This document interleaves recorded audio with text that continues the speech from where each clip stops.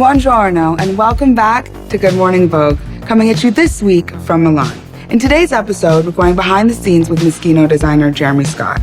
In the era of COVID, everyone has had to do things very differently, so Jeremy partnered with Jim Henson's Creature Shop to create a fabulous and twisted take on a classic salon-style fashion show. Jeremy always swings for the fences, so surely this one will be wild. Let's check it out.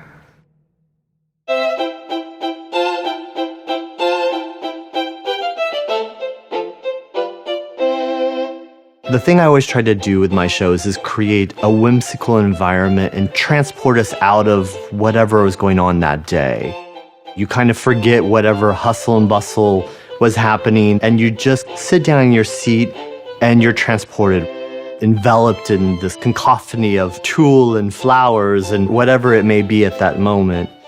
I thought about this and I wanted to really figure out how I could capture what I do live in film. How could I still give the audience that feeling? I started working on it in lockdown, and I started thinking about how I would present the collection, and how would we be together, and how would I show this, and how would this work, and all these complex questions that none of us had answers for. And then I just felt like this collection could be so beautiful if I showed it on marionettes. I started thinking about Théâtre de la Mode and thinking about another time period in fashion where we had to use a stand-in for a traditional model. The great dressmaking houses of Paris, undaunted by shortages of materials, have sent to the United States a miniature collection of their latest styles. And then I thought, well, if I created models as marionettes and created a whole fashion show and a whole world and could just transport everyone to another place where we don't think about these problems, where we don't think about these heavy things and just kind of have this whimsical fantasy moment. We got involved here at Jim Henson's Creature Shop when Jeremy and his team contacted us with the idea of doing a catwalk show with marionettes. I mean, they're the best, and also I have a long history because I am the first fashion designer ever to dress Miss Piggy.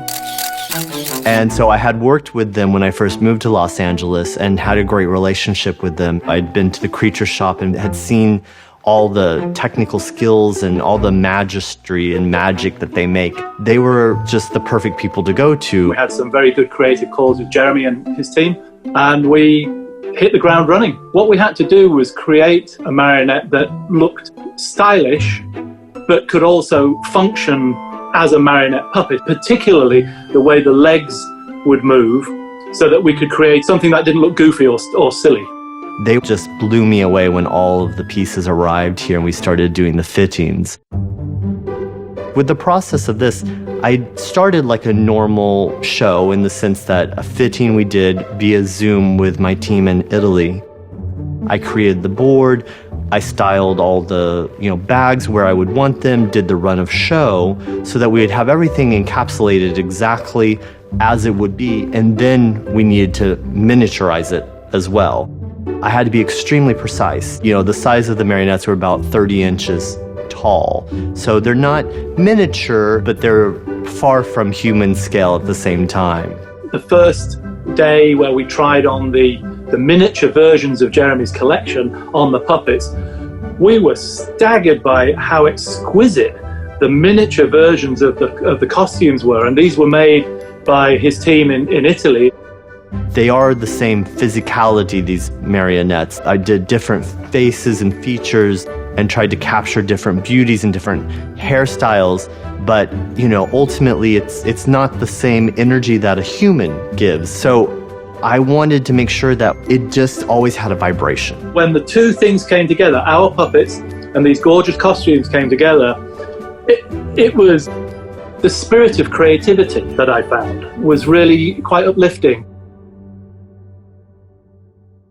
It's probably the most exclusive fashion show I've ever done. I think there was about 14 audience members. I wanted to think about some of the most emblematic people in our industry and people that we all know, love, and admire. Edward from British Vogue, Anna from American Vogue, Hamish, Vanessa Friedman from New York Times, Anna Della Russo, Angelica Chung from Vogue China. There's moments where you have Vanessa writing in her journal about, a look, or you have Hamish whispering into Anna's ear a note about the bag that just walked by. So I really wanted to kind of capture all of that because I felt the audience was equally as important in this film because it really needed to give you the context that you really are at a fashion show.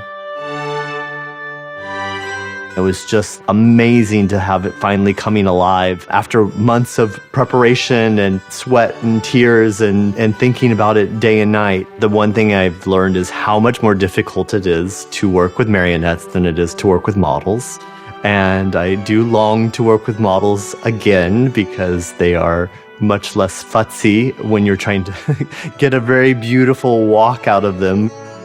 It was such a unique show to be involved in that it lifted our spirits quite considerably. It was all about creativity.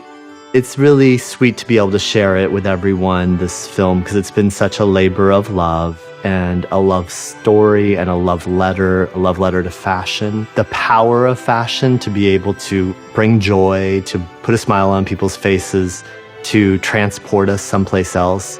And that's really what I was trying to achieve with this film.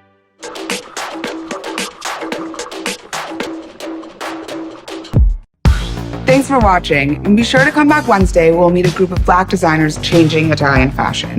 And I'm sorry, but you're going to need to get out of here because I really need a minute to myself.